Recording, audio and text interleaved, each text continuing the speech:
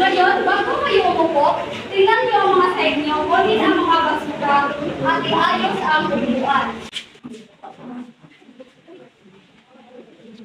Ngayon, magtatala ako sa lumiliban. Ngayon, sa group 1, sino ang lumiliban? Wala. Sa group 2? Wala. Sa group 3? Wala. Sa group 4? Palakpakan natin ang video sa iyo. Ngayon, bago ako dadako sa aking tatalakayin, magbalik-aralin lang tayo. Ano nga ba ang Archie? Ano nga ba ang tinatalakay natin? Ang tinatalakay natin tungkol sa parabula. Tama, tungkol sa parabula. Ano nga ba ang parabula? Sino ang makasagot? Ano ang parabula? Jocelyn? Alam mo paano ang parabula? Ang parabula guys ay ganito, makakasabi at break ng siya para Tama ang kanyang sagot. So bago tayo dadako sa aralin natin ngayon, sa ating bagong aralin ngayon, akin munang babasahin ang layunin sa ating aralin. Sa pagtatapos ng aralin ito, ang mga mag-aaral ay inaasahang nakilala ang kahulugan ng mga matatalikhagang salita sa pamamagitan ng kwentong himig. Pangalawa, napapahalagahan ang mga uri at elemento ng salaysay. At ang pangatlo ay nakagagawa ng malikhaing presentasyon gamit ang ginagawang salaysay. Sa tingin ko sa inyo, mukhang ginaato kayo. Ngayon, meron akong inihandang energizer para sa inyo. Alam naman natin na ang alpabetong Pilipino ay mayroong 28 letra. Dito, makikita nyo, meron akong mga numero. At inyo itong sasagutan kung ano ang letra sa numero. Diba, halimbawa, ang A ay 1, ang 2 ay isa, ang 2 ay pangalawa ay D, at ang Z ay 28. So, ayun, dito sa unang bilang, sino ang sasagot? MC? Makisagot? Sa unang bilang.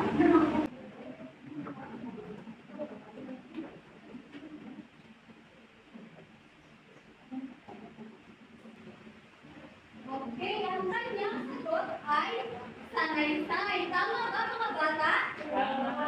Tama. Ngayon, sa dalawang bilang, sino ang sasagot? Okay, Ria, halika dito. Sagutan mo ang pangalawang bilang.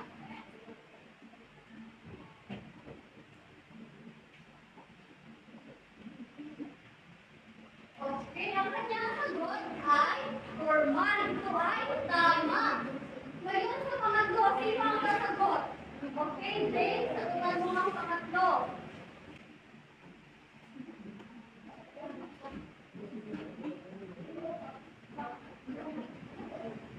Okay, tama. Ito ay simula. Sa pang-apat na bilang, sino ang sasagot? Okay, Jason, sagutan mo. Tama, ito ay katawan. Sa panghuling bilang, sino ang sasagot? Okay, Christine, sagutan mo.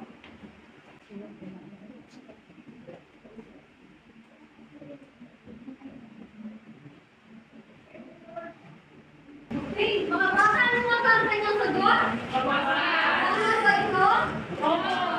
Tama. Ito ay wakas. So ngayon, dahil na-energize na kayo, dadako na tayo ngayon sa ating aktibidad. Kayo ba ay naaliw sa pagkanya-kanina? Gusto niyo ba magkarinig ng isang kwento? Bago natin simulan ng kwento, tatalakayin mo Ang salasalitaan ko ang mga kahiwagang salita. Una, nagliliyak.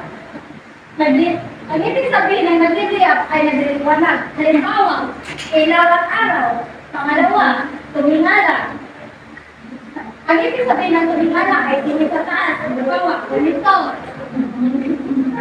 Pangatlo, abot kamay, malapit. Ibig sabihin ng abot kamay, malapit. Halimbawa, malapit nila ba mabutan yung mga pangarap? Okay, ang huli, sobra. Ang obra ay ka. Halimbawa, bukuan at yung lamesa. So, bago po talaga sa simula ng kwento, ipikit niyo pa tayo yung mga mata. At hindi porke na nakapikit kayo, ay pwede na kayo matulog. Gusto ko na makinig kayo sa kwento at gumawa kayo ng mga imaginasyon. At hindi ko sa simula ng kwento kung hindi kayo nakapikit lahat. Sa gitna naman din na kalamitan, may isang bituin na nagangalamin. Siya ay hindi lamang basta bituin. Siya ay isang pangarap na naghihila sa bawat pusong nakakalaman. Ang ibig sabihin na naghihila ay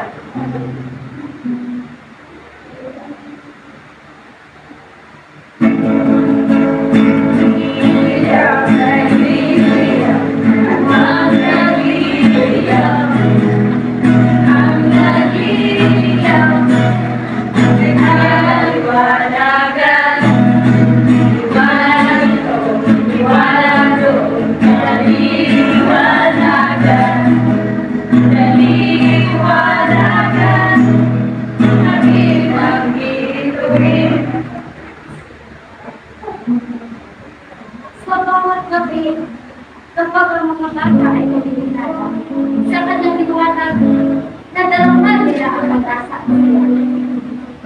Ang ibig sabihin ng kumitingala ay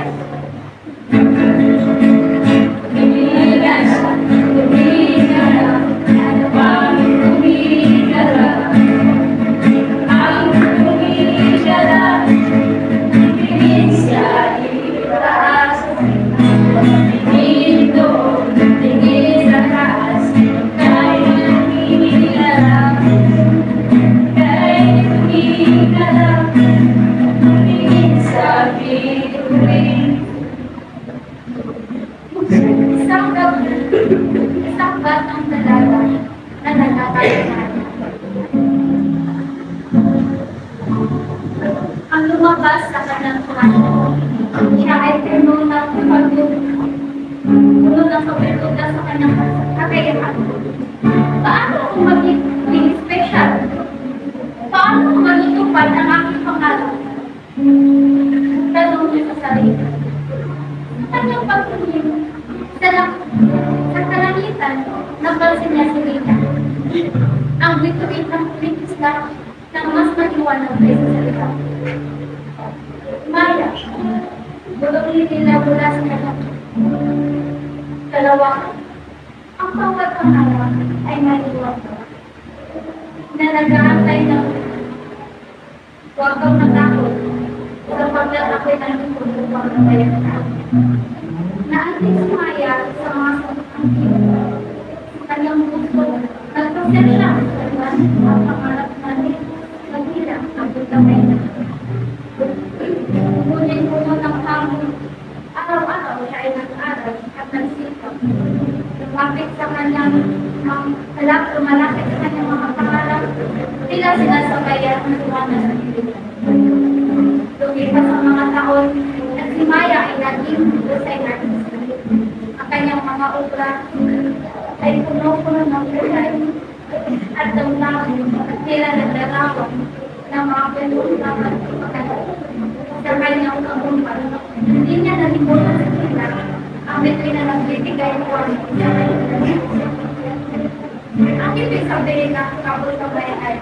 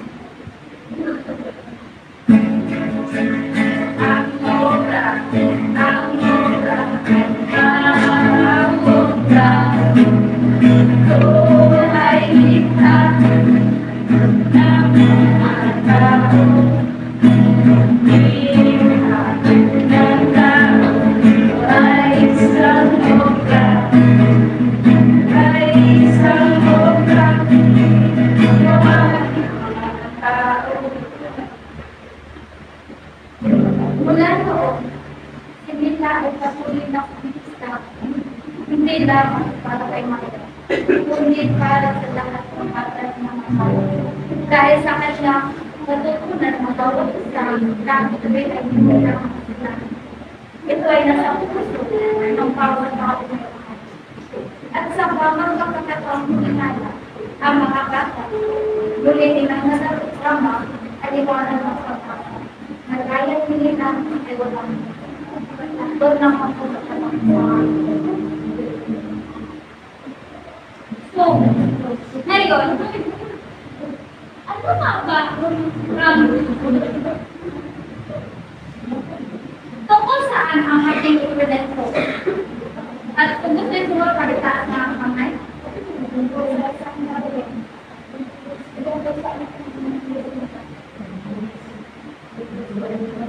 so, walang sasagot? Tatawag na lang ako ng pangalan. Kira? Steve? Teacher, ang pituloy na ang kanyang pangalan. Tama. Ang kwento na aking tinalakay ay tungkol sa isang bata na nakakarap at dahil sa tulong ni Lila ay naging nagtagumpay pa. So ano nga ba? Ano sa tingin nyo ang aral na matutunan natin sa kwento ito? Gisa?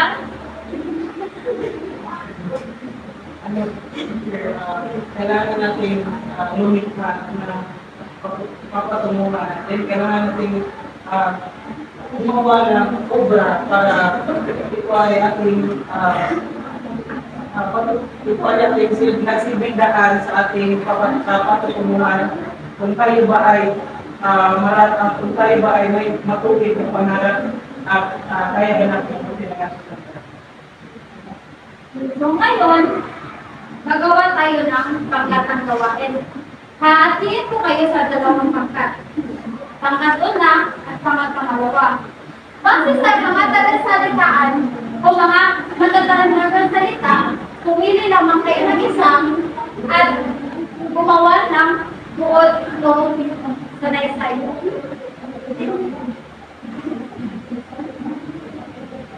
At bibigyan ko lamang kayo ng 5 minuto.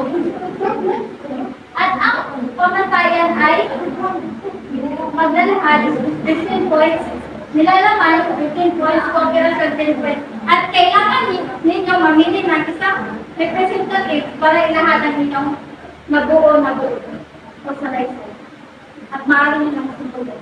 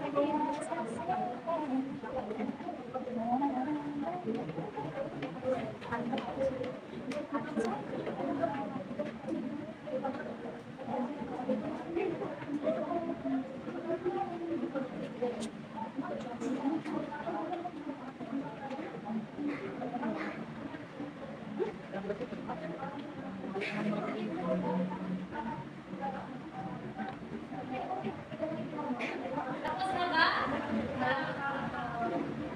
Sa minuto na lang natin na lang.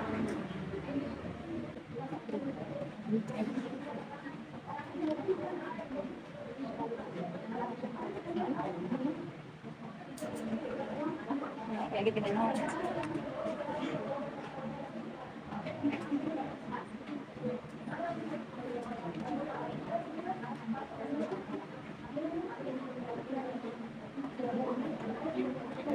Time's up. So, sino ang unang mag-represent na ng kanilang mga nagawa? Okay, dapat dalawa.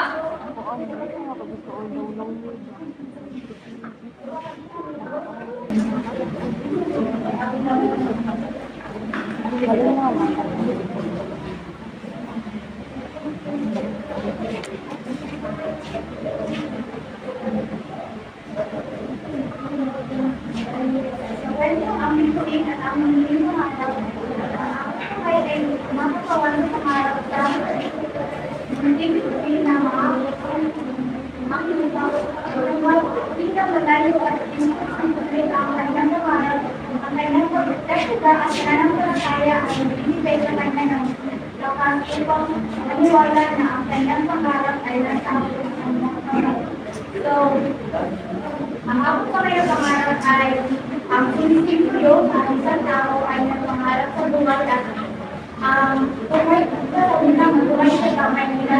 So, kung gagawa ka ng paraan para mabot mo yung pangarap, ay gumagawa ka ng paraan para mabot mo yung pangarap sa buhay. Pangkat isa, sinahad na.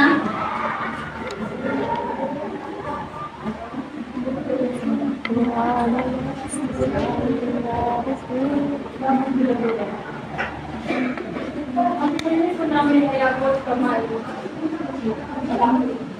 Abot kamay na pangarap. Simula ang lahat sa isang ordinaryong pangarap kung saan walang libat ko ng pagbulit ko. Pinangarap lang ang tayo lahat at tulong sa ating sana ba ay pwede pa tayo umabot. Gumising ako ng isang ordinaryong lamang at nagawa ko ang aking mga kaya para umabot ko. Isang araw, nakarating ako sa lugar na minsan akong nangarap. Lapit na kasiyahan at nadarama dahil natupad ko ang aking pangarap na sinisimulan ko lang sa pagpanaginip. At kung aking isipin para sige ngunit may nakatawag na itong makaguluhang kahulugan na siyang may natin sa aking buhay. Halimbawa, bilang sa isang ikaluhay, nangangarap ng mapagpapos ng pag-aaral. Ang aking inisipin tayo ay malayo pa pero malayo na. Okay. So, pangkat isa, ang inyong score ay sa paglalahat 15, sa nalalaman 14, sa cooperation 9. Kasi meron ako nakikita na hindi nakikipag-cooperate o hindi nakikipag-cooperation. At tungkol naman sa nilalaman, hindi ko masyado. So overall, 38. Pangkat dalawa, ang pagkalahat, 15, nilalaman, 15, cooperation, 9. So, overall, 49 points. So, ngayon, datako na naman tayo sa sanaysay o kung maintindihan niyo talaga kung ano ang ibig sabihin ng sanaysay.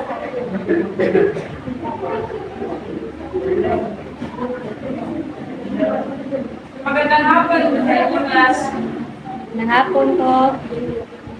Sa inyong ginawang aktibidad, ano sa tingin nyo ang ating tatalakayin ngayong hapon? Sanaysay. Tama, sanaysay. Ang sanaysay, ano nga ba ang sanaysay? Ang sanaysay ay isang anyo ng pagsusulat kung saan ipinapahayag ng mga akda ang kanyang mga kaisipan, opinion, o damdamin hinggil sa isang particular na bansa. So, ang sanaysay class ay isang malayang pagsusulat na sinusulat dito ng may akda ang kanyang mga opinion sa isang particular na paksa. Halimbawa, ikaw or kayo ang gagawa ng isang sanaysay at bibigyan ko kayo ng paksang nasa paaralan. Kahit anong ideya nyo na ginagawa nyo sa paaralan ay maaari mong isulat sa iyong sanaysay. Naintindihan? Okay. Ngayon, mayroon pa yung dalawang uri ng sanaysay. Una, ang formal na sanaysay.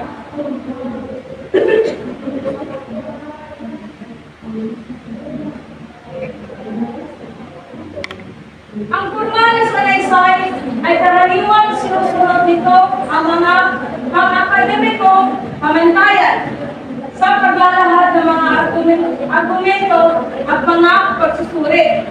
So, ang formal na sanaysay ay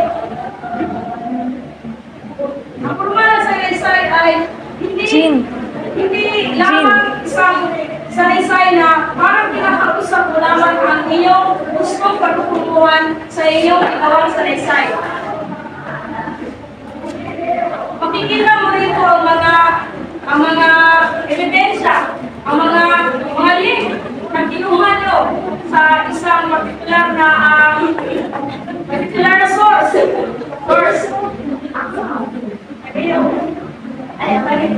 Na kinuhanan mo ng iyong ideya. So, halimbawa,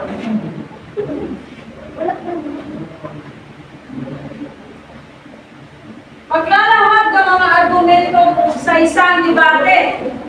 So, kung kayo ay gagawa ng isang sanaysay na formal at naglalahad ito at maaari nyo itong ilahad sa mga tao na pang-debate, ito ay maaari nyo una ng mga ebidensya. Gaya ng sinabi ko, yung mga link, yan po ang tinatawag natin formal na sanaysay. Yung mga akademiko pagsusulat. Naintindihan ba? Ngayon, tutungo tayo sa pangalawang uri ng sanaysay. Ang pangalawang uri ng sanaysay naman ay karaniwang ginagamit. Dito ang mas personal at malayang estilo ng pagsusulat. So, para sa inyong class, dahil kayo ay nagsisimula pa lamang, kaya anong nga ba para sa inyo? Anong tingin nyo? Anong tingin nyo sa buod o sanaysay na ginawa nyo kanina? Ito ba isang formal o hindi formal? Ito, tama. Ito ay hindi formal sapagkat kayo ay pinasulat lamang ng inyong guro ng isang malayang sanaysay. Kung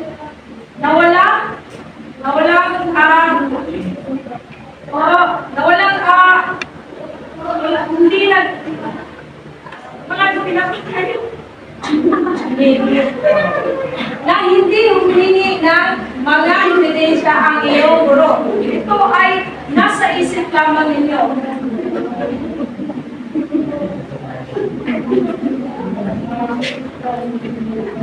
Halimbawa,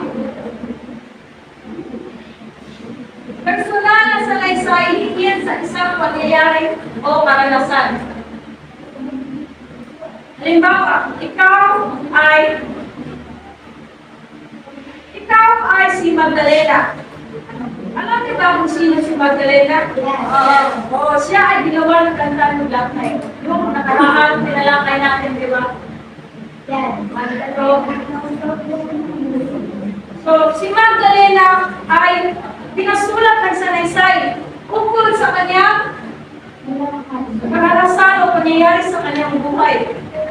Riza, ano ba ang karanasan na sinulat ni Magdalena para sa kanya? Para ito ay gawing awitin. Mula sa salaysay at ginawa itong awitin ng isang rapper. Ano ba ang kwento ni Magdalena na Magdalena? Magdalena ay isang dalaga na prinsesa ng kanyang ama, ngunit dumating ang araw na pumunta siya sa Manila upang makipag-meet sa kanyang kasintahan. Pagkatapos ay iniwan na lamang siya ng basta-basta at iniwan niya si Ernesto. Kaya napunta siya sa isang bar. Doon siya nagtrabaho at siya ay tulog sa umaga. Yun! Magdalena! Anong problema? Alam di ka magkawala. Sorena! Alam niyo, ang kwento ni Magdalena sa pagkain. Binigyan siya na pagkakataon na isulat ng kasalaysay ng kanyang buhay. Naintindihan? Ngayon, pupo naman tayo sa kwento, elemento ng salaysay. Mga elemento ng salaysay. Unang elemento ng salaysay, panimula. Ang panimula ay kung saan ipinakilala ang paksa at ang pangunahing punto ng salaysay. Mayroon akong halimbawa dito. Anong uri ng salaysay ito? Sino nakakapagsabi na ito ay isang informal salaysay? Sino? Wala. Sino ang gustong manindigan na ito ay isang formal na salaysay? Di formal. Kayong lahat din. Di formal. Tama! Ito ay isang formal na salaysay. Bakit? Kasi ito ay merong mga pinahiwang-hiwang ng mga personal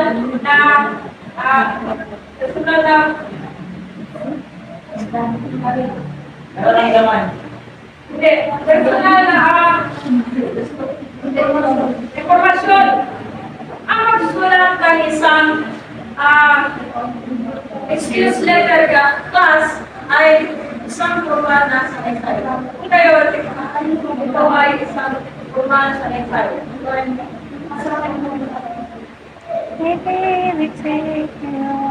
Ito ay isang formal na salaysay na isinulat ng isang grade 5, grade 6 student. So yung 2 buwan, 24. Mahal kong guro. Magandang araw po, bilang profesor. Ako po ay humihingi na po ang sa aking hindi pagpapot sa klase ngayon. Ang sa kadahilanan na ako po ay may lagnat. Handa po akong habulin ang mga nalampasan kong pagtuturo. Salamat sa inyong konsiderasyon at iyong nagmamahal na ikaw. Kasi awan. Ano? Sa inyo, sa aking pinasa na lihaw, ano ang nangyari sa bata? Bakit sa sumulat ng isang programa na nila? Ngayon, kung ang panimula maglalaro sa ako ng punso ng salaysay. Saan din po ang panimula? Saan din po ang tingin nyo? Ang panimula, elemento ng salaysay.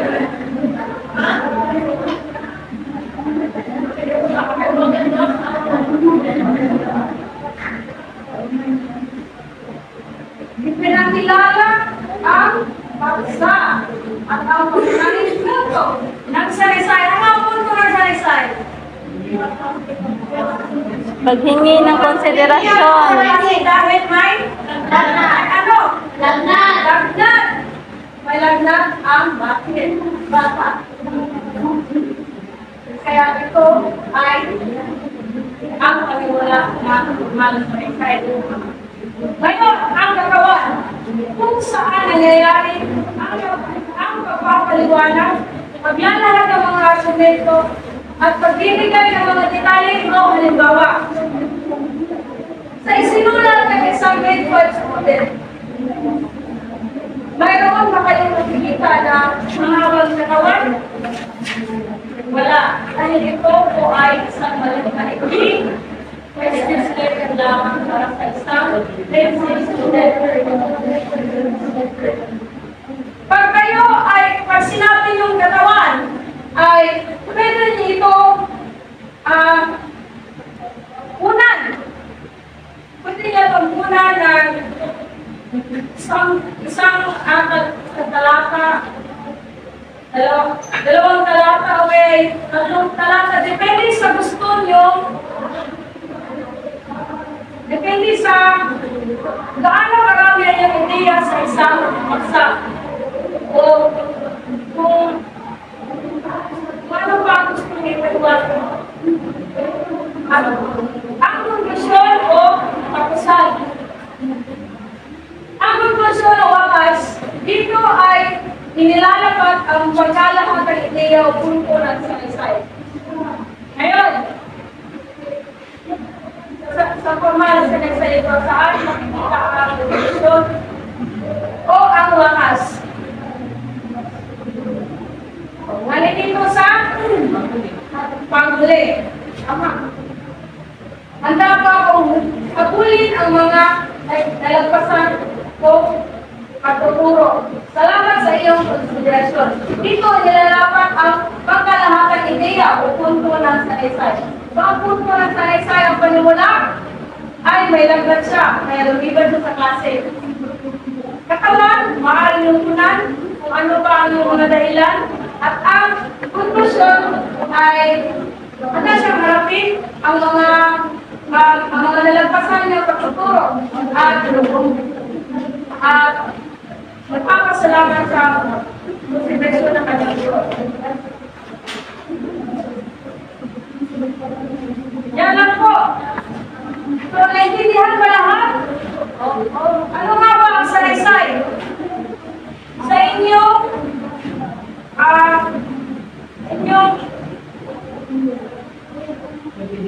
Sa inyong ideya, ano nga ba ang salaysay? Ang salaysay ay isang pangyayamin ang pagkakumbate. Ginagamit ko ng pagsusulat o kaya paglalahad ng Tama. Ano ang dalawang uri ng salaysay? Formal at di formal. Tama. Ano naman ang mga elemento ng salaysay? Tingin na katawan, konklusyon. Wala, katawan at konklusyon. Magaling. Gusto niyo ba karagdagang puntos? Ngayon ay gagawa kayo ng isang group activity.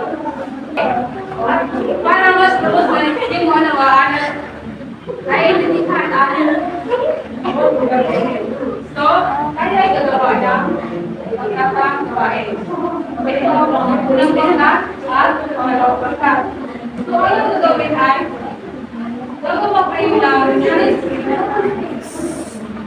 gagawa kayo ng slide tungkol sa edukasyon at kalikasan. So, ang unang hanggang ang nagawin yung slide ay tungkol sa edukasyon at ang pangalawang hanggang ay kalikasan.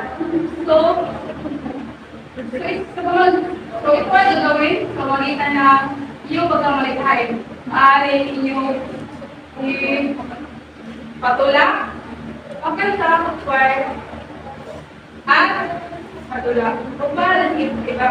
So, bago tayo magsimula sa gagawin, yun ang na tayo. Ang una, ang pagkawalit hain, which is green points. Tapos, ang kailangan, green points. Ang sunod ay, ang kalinisan, green points, ang operasyon. Dako kay gawas. Green points. So, overall, 50 points. So, okay, so meron kayo yung mga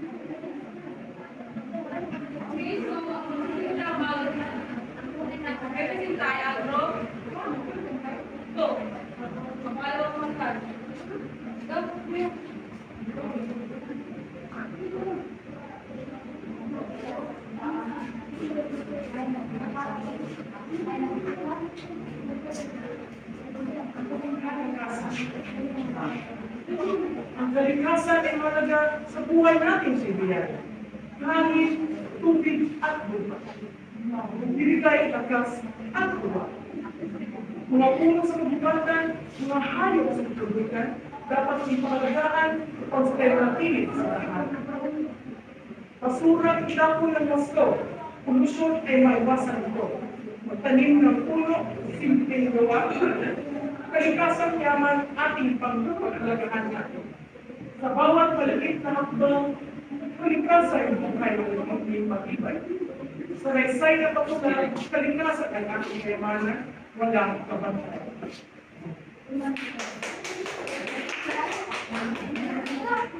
Ako lang pang katunan na.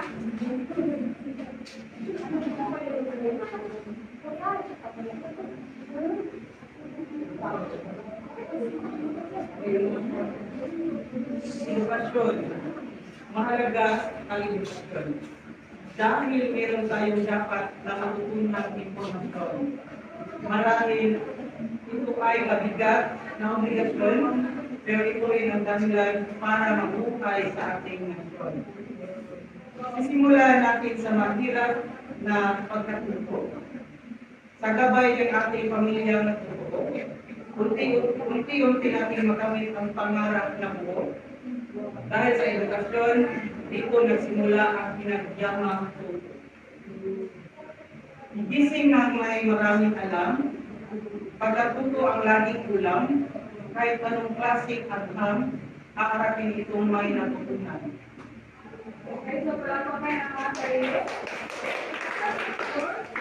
Ang unang pagkakas na gagawin lang, 15 points. These points account for president for all 50 points. At sa point ng pagkakas, naman tayo ngayon ako na 10 points. Kailangan naman, ako ay sa kalimutan. These points account for president overall 49 points. Okay, so, gusto yung parang nagkakalang puntos. Slide 10. Okay, so tayo gawa lang. Kayo ay sabihin sa mukha.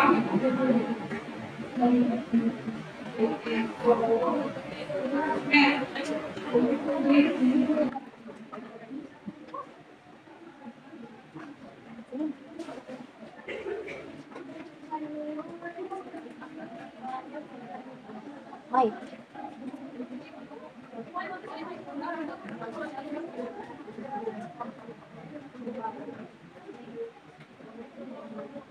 Okay, slide kayo sinunan sa loob ng 5 minuto.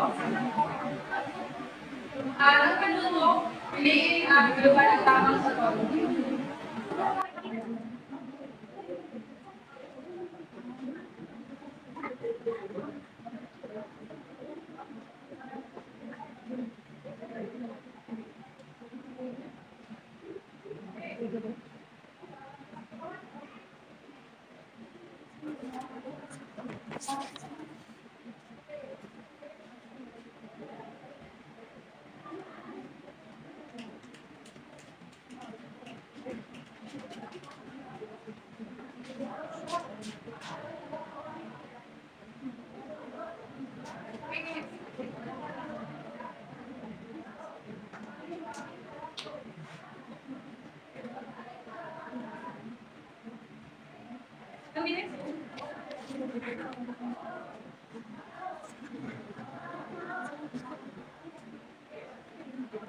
Okay, so, in paper sa okay.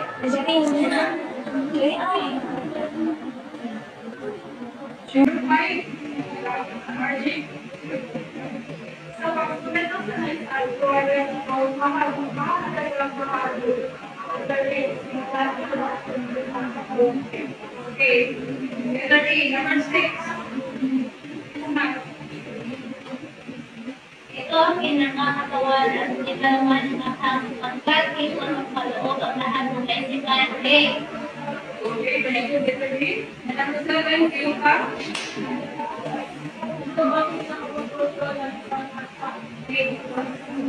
Number 8, alin po yun? Julie.